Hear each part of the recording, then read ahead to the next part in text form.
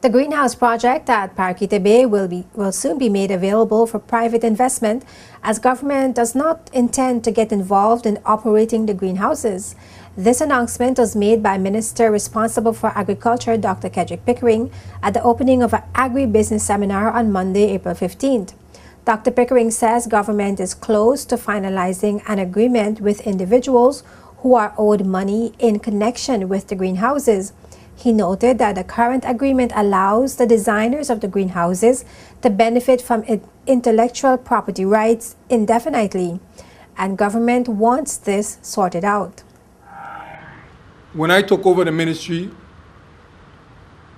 in November 2011, I discovered that there were some outstanding bills with respect to the greenhouses. I said before in the House of Assembly, there are some outstanding issues with intellectual property.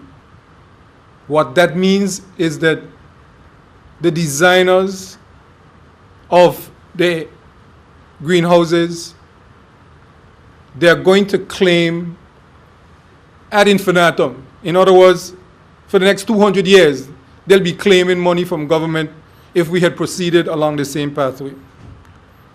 We have to sort those issues out if we are going to do anything about the greenhouses. And so I can stand here this morning and say we are that close to coming to an agreement, a final agreement with those individuals to whom government owe outstanding monies.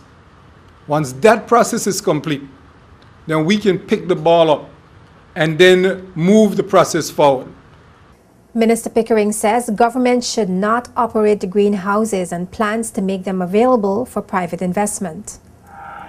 The plan is that as soon as we've completed that process and government then has a clear pathway to move forward, we are going to open up the greenhouses for private investment.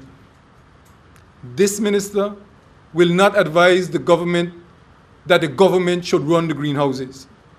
Nothing that I have read, no research that I'm privy to says that government can run the greenhouses.